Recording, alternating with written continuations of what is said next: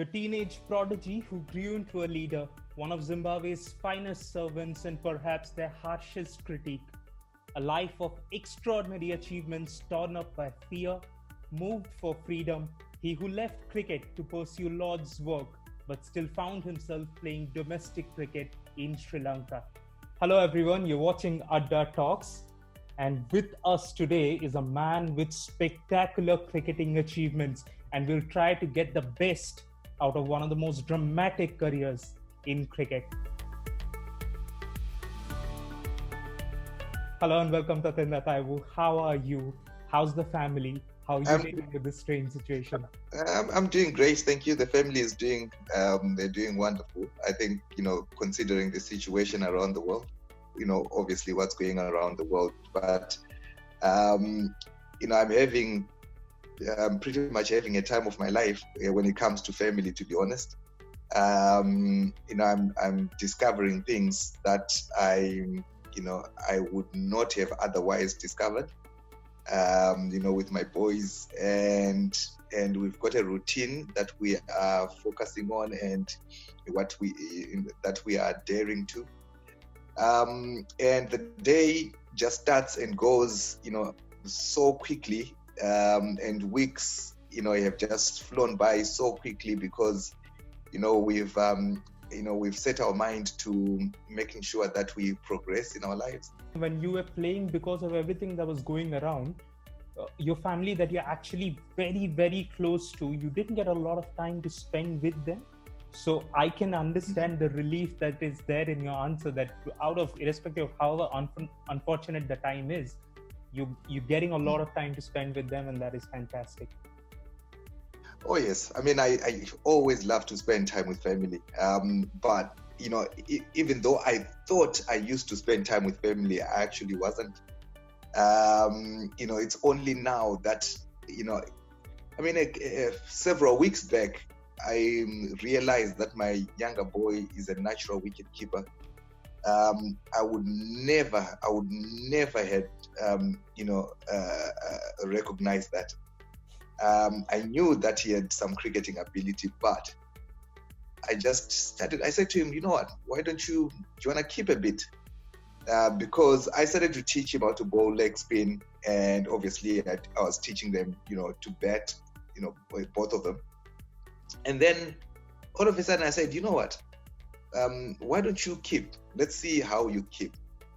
And he even got a message from my old pal, Adam Gilchrist, and he said, look, the way you showing soft hands and, cleaning up the ball like that. And, and obviously quite nice to have, a personal message from someone of that station.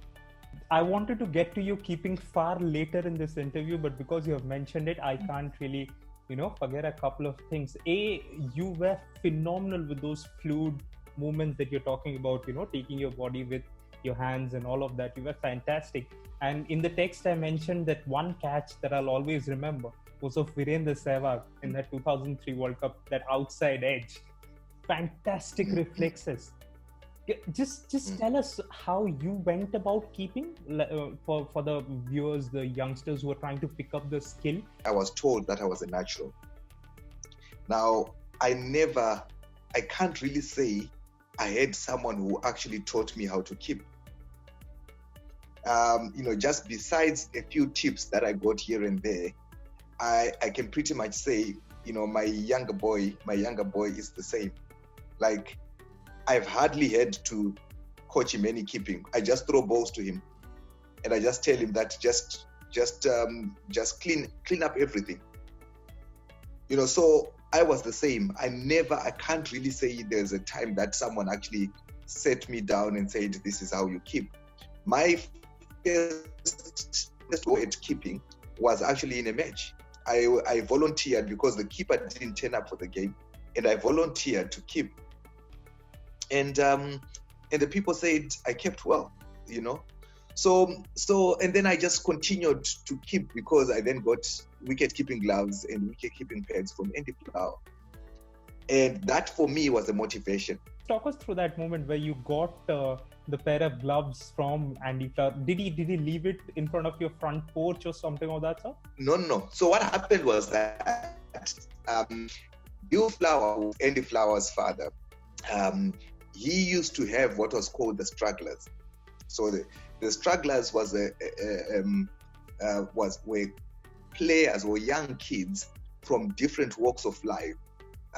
He used to gather them together and would play matches. So we were part of that group of talented cricketers around the world, around the country. So there was a boy called Gusa, very good keeper, very good left-handed batsman, and he didn't turn up for some reason. And then Bill said, well, our keeper didn't turn up. Is there anyone who who wants to volunteer? So my hand was up quickly, and then he said, okay, give it a go. So I got him, some keeping gloves and some keeping pads, and I started keeping. Now, Andy Flower came to see his father. So during the match, so his father was umpiring. So then he came. They had a chat quickly while he was still umpiring. Then he said, "Have a look at that boy. What do you think about his glove work?" And then Andy said, "Yeah, the boy has got very good hand-eye coordination." So Bill Flower, he obviously later told me this. So he then said to Andy, well, that boy doesn't have keeping gloves, doesn't have keeping pads. Do you mind, passing some of your old stuff to him? So Bill Flower just walked up. I was now a boarder at Churchill. So, a junior came to call me while I was in the dormitory, and he said, "There's a visitor for you." I was like, "Visitor?" My parents, my family hardly came to see me when I was in school. So I was surprised. And then it was Bill Flower, and with him, he was holding gloves and pads. And he said, these are from Andy. Then he told me what happened during the game. So there was no turning back when it was like that. Well, before I get to that, I didn't get to answer your previous question about the cage, the Verenda Sewa cage. When you're keeping up the stumps, the nicks, it's either they stick or they don't. When it deflects. When it's just a faint nick, then yeah, it's expected, you should take it. But one like Verenda Sewag's one, where you can actually see the deflection, then those ones, it's either they stick or they don't if you've got soft hands. If you've got hard hands, then it will just bounce out. So I think at that time I was very young, and didn't understand a lot about coming up the stumps against medium pace bowlers and things like that. I mean, right. If you watch the video, if you watch the video, it's just a young boy who's just enjoying the cricket. Well, to be honest, Tatenda, you were always a young boy enjoying cricket because you were spectacularly the reason I say this, and I'll show this picture to you, I met you back in 2016 when you were just writing the book Keeper of Fate, and I took a selfie with you in that cafe. You look at that picture today, you still look the same, and you still almost look the same when they picked you to play for Zimbabwe. A lot of people say that, and they say that you're not aging one bit. And then I have to start looking at my, a few gray hairs that are starting to come out. And then I say, look, there's some wisdom here. Here's some wisdom there, But guys, all my friends say, you're not aging at all, So maybe it's just the genes, We have discussed that whole thing about natural ability and how good you were, because school cricket happened to you, and because you were exceptionally good beyond your competition. Was it Paul Strang who wrote that magnificent letter saying, okay, this boy is ready and you should definitely pick him? Yes, it was Paul Strand. He became our under-19 coach when we went for the World Cup. I was 2 years underage, and I was not the first choice keeper when the tour started. But after the first couple of warm-up matches, I had batted well, and I had been promoted from number 7 to number 3, and been made choice keeper. And I came back as one of the successful batsmen of the team, and Paul Strand was really, really happy with with how I progressed. And in his report, he wrote that if there was someone to take over from Andy Flower, it's this boy. Right, I'll just stop you for a second. It's just incredibly hot. I'll have to get the AC up. Just give me 1 second. For a second, I thought I was playing cricket in Zimbabwe. It was Yeah. But having said that, Zimbabwe does have one of the best weathers to play cricket all around the year, if I'm not wrong. Is that how it is? That is true. You can virtually play cricket all through the year. The winters are, yes, they can be cold in the mornings and evenings. The days are a little bit shorter, but there is enough light, to be able to complete a game. I think some of the best series that have been played in Zimbabwe have actually been played in winter. It's even better that way because we hardly receive any rain during the winter, so you are guaranteed of a complete game. The only little bit is you have to start a little bit later because of the dew in the morning, and then whereas also around 5:36, almost 5:36, it's starting to get dark. So you can almost be guaranteed you'll get a game in. And that lot that you played with, the pool of players and the pool of players in the pipeline during that system was just exceptional. There were opening batsmen sitting out, there were quality all-rounders sitting out, and there were a couple of fast bowlers as well. There was exceptional mix of youth and experience. Tell us about that period, that how good was the competition as per se, and the individuals that you played with. You name them, Strick, Flower Brothers, just everyone. It was just fantastic pool of individual talents. Mm-hmm. I think that was probably the brightest spark of Zimbabwean cricket, if we were to look at the history of Zimbabwe cricket. I think that was that is what really got that bunch of players is what really brought Zimbabwe onto the map, and we started to really compete, and not only compete but also win some very valuable matches. I remember the 2000 series in New Zealand where we won it. Then I remember that same year, we almost chased 300 twice against Australia in Australia. And then you go the following year, we almost beat India in a series in India. We were winning 2-1, and we ended up, Yuvraj then took away the previous, the last two matches. And we ended up going down 3-2. So we started playing against all the big teams, and we were not only making up the numbers, but we were not only competing, but we started winning some games. So teams stopped sending a trial team when they came to Zimbabwe. They were like, you know what, these guys can actually beat us.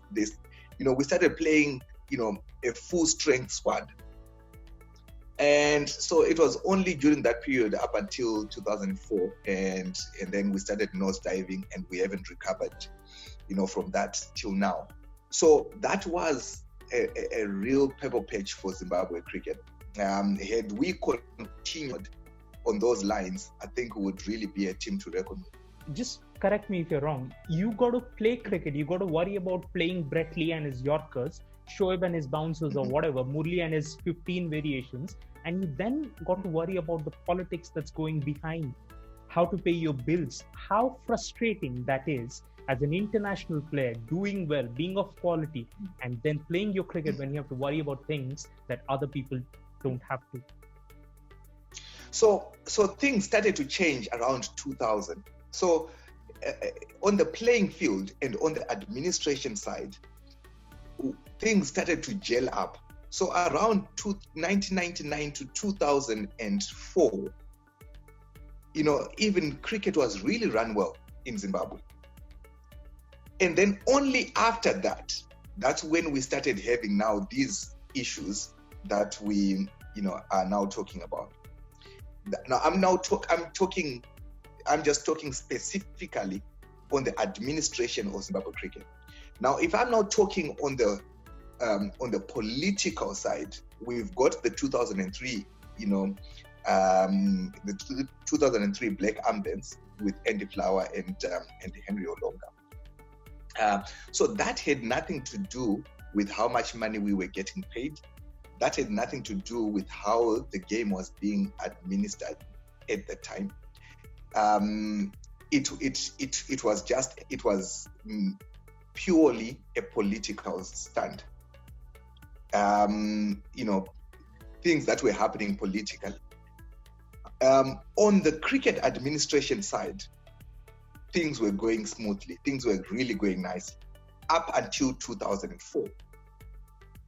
So yes, after 2004, it became really a tough time to, only just to compete at the highest level.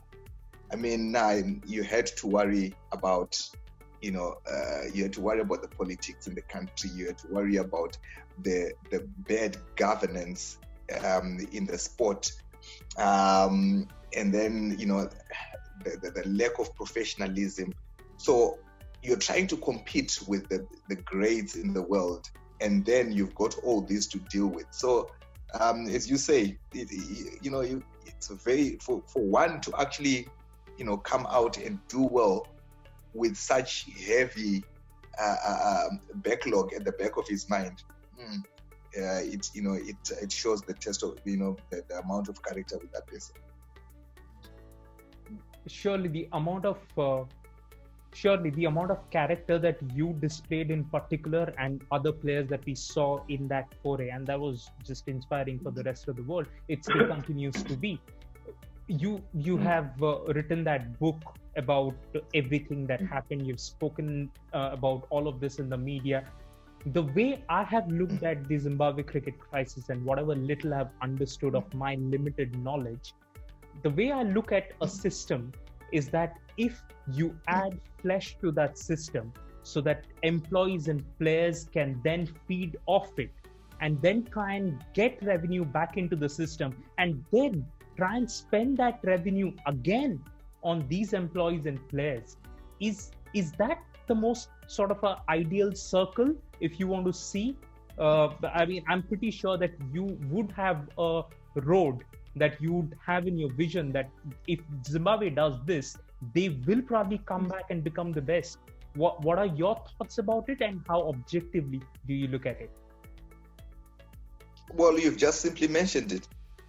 That's exactly what needs to happen. If that is done, then there is still enough talent in the country, for us to continue to produce world-class players.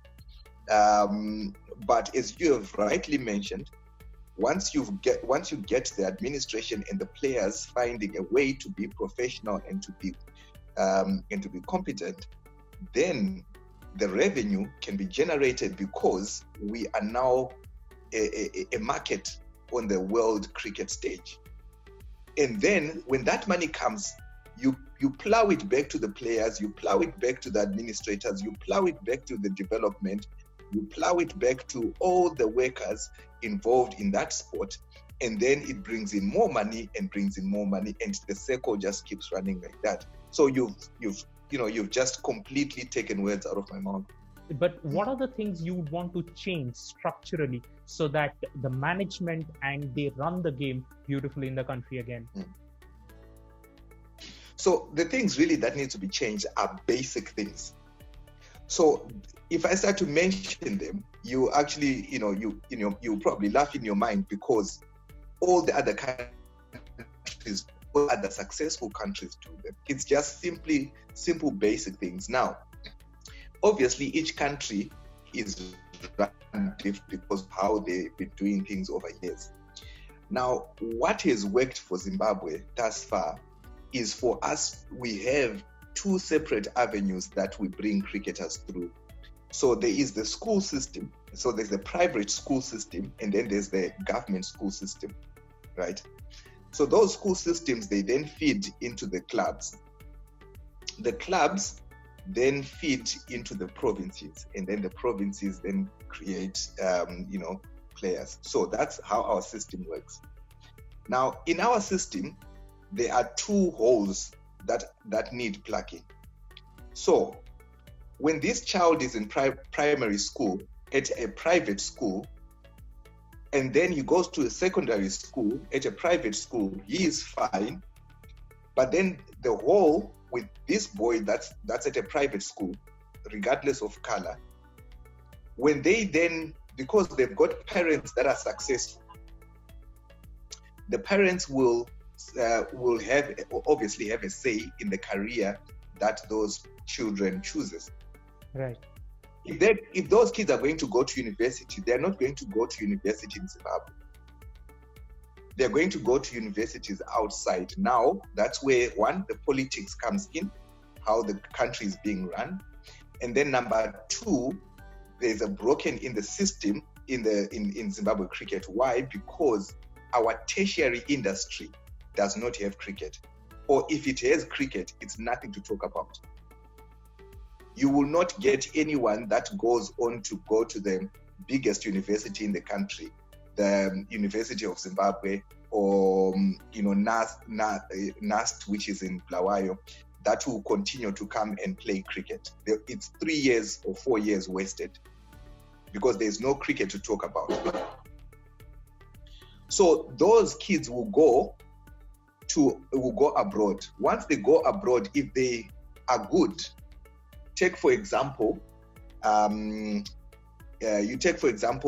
Karen brothers. You take for example, De Grandom.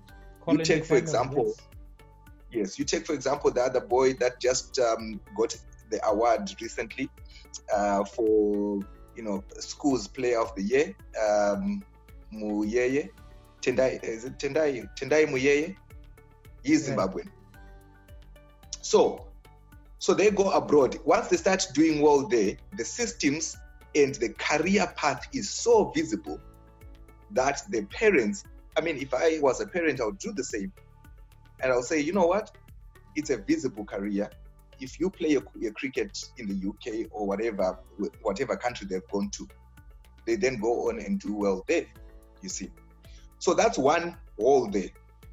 Now, let's have a look at the government, a child that's coming from a government school. So they go to a primary school, the cricket is introduced, they've got ability. Now, when I came through the scholarship system. Now, the scholarship system, I would be given a scholarship, I would go to a school which plays cricket so that I continue playing my cricket. Right? Now that scholarship system is no longer there. So the parents are not going to be able to afford for the kids that can play cricket to go on and play cricket just simply at secondary school or high school. So we are losing players there. So on the government system, we are losing players on that area, and then when it comes to tertiary, we are losing from both. Therefore, when we then get to the top, we only got a very few, and the very few that we've got, they are second class.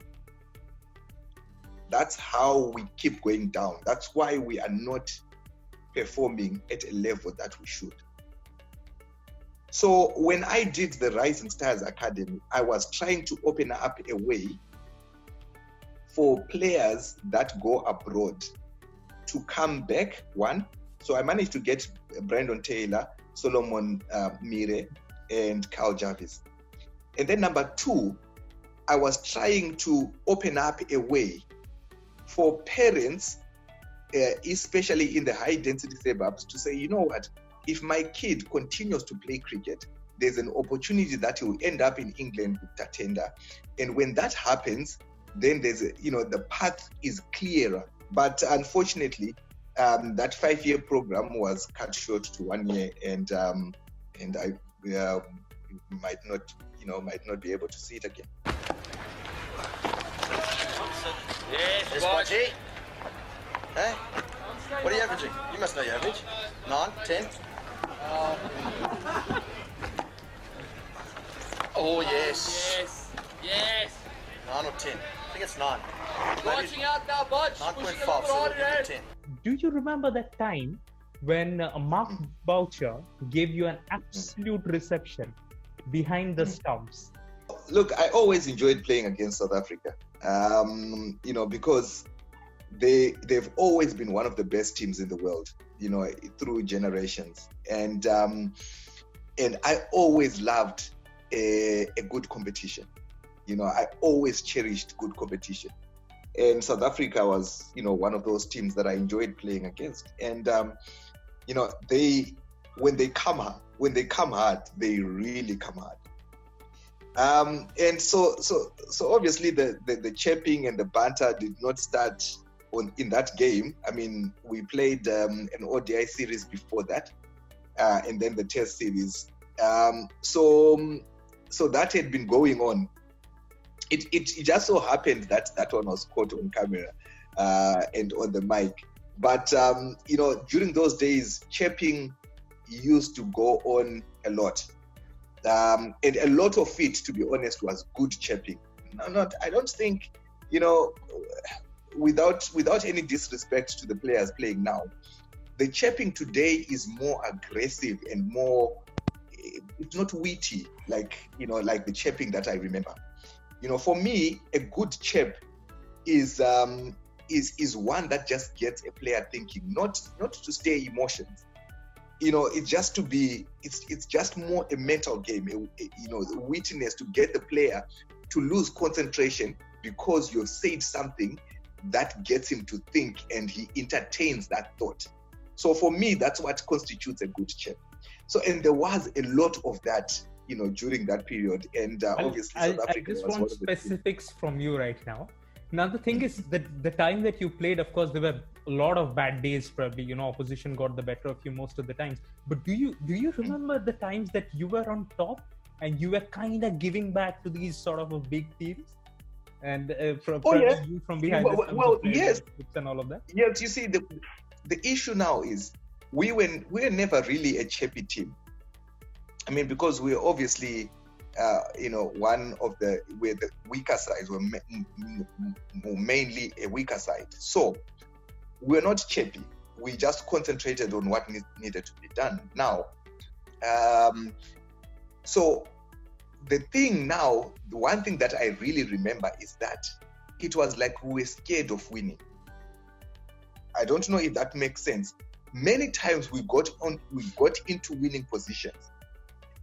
And then instead of putting the nail on the coffin, we would somehow find a way to bring, to get the team to come back. And then we just end up losing. It's like you take the game that we've already talked about, the World Cup, 2003 World Cup.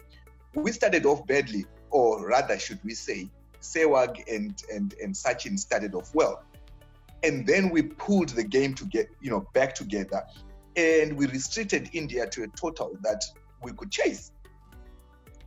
And then what happens?